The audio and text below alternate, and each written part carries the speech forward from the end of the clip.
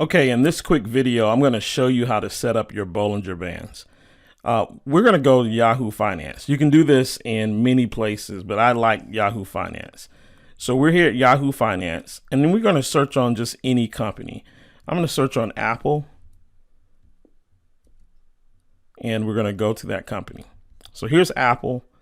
Here's all the data for Apple. What we want to do is the blue link that says chart. We want to go ahead and click on chart.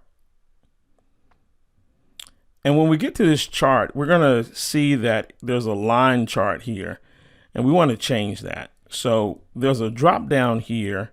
If we click on this drop down, you're going to see that there's many different types of charts we can get. There's the bar chart that we talked about in training, the hollow candlestick. We saw that in training.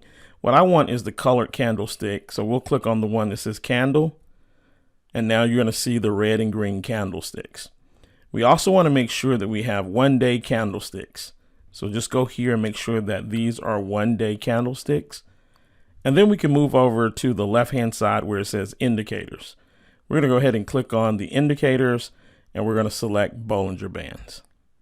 Once we select the Bollinger Band, we're going to have this box that pops open. We want to do a 20-day simple moving average.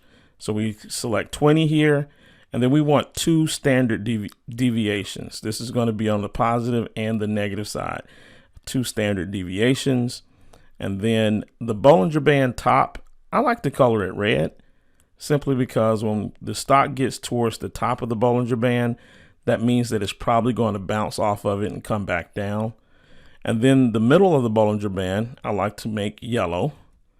And then the bottom of the Bollinger Band, I like to make green, so that when the stock gets down towards the bottom of the Bollinger Band, that's a signal to me that it's probably time to purchase.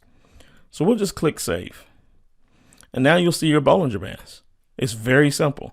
You'll see the Bollinger Band here with the red across the top, and you'll see that every time this stock gets close to the red or punches through, it pulls right back down.